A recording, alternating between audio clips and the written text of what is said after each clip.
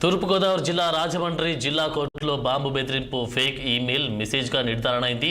ఇక బాంబు బెదిరింపు ఫేక్ అని తేలడంతో న్యాయమూర్తులు, న్యాయవాదులు, ప్రజలు ఊపిరి పీల్చుకున్నారు. ఇక బాంబు బెదిరింపుల మెయిల్ రావడంతో పోలీసులు బాంబు స్క్వాడ్, డాగ్ స్క్వాడ్తో ముమ్మర తనిఖీలు చేశారు.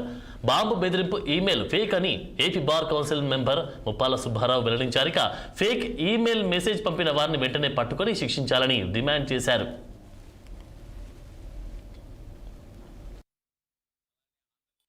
వివిధ కోర్టులకి బాంబులు పెట్టామని బెదిరిస్తూ మెయిల్స్ పెట్టడం జరిగింది. ఆ మెయిల్స్ ప్రాతిపదికగా రాజమండ్రి జిల్లా కోర్టు నుంచి కూడా ఎస్పీకి సమాచారం అందజేయడం, వెంటనే వాళ్ళు డాగ్ స్క్వాడ్, మెటల్ డిటెక్టర్లతో వచ్చేసి కోర్టుల్ని, ఆఫీసుల్ని మొత్తం పర్యవేక్షించారు. కానీ అది ఫేక్ మెయిల్ అని చెప్పేసి వాళ్ళు భావిస్తూ ఉన్నారు. అది ఫేక్ మెయిలా, నిజమైన మెయిల్ అనేది పక్కన పెట్టాలి.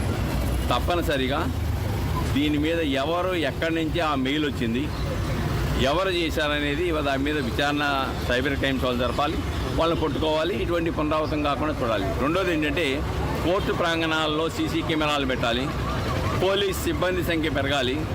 రాత్రుల పూట కొంతమంది వ్యక్తులు మద్యం సేవించి కోర్టు ప్రాంగణంలో స్వైరీ విహారాలు చేసే పరిస్థితి కూడా ఈ రాష్ట్రంలో కొనసాగుతున్నాయి. కాబట్టి రాత్రుల పూట ఎవరు రాకుండా పోలీస్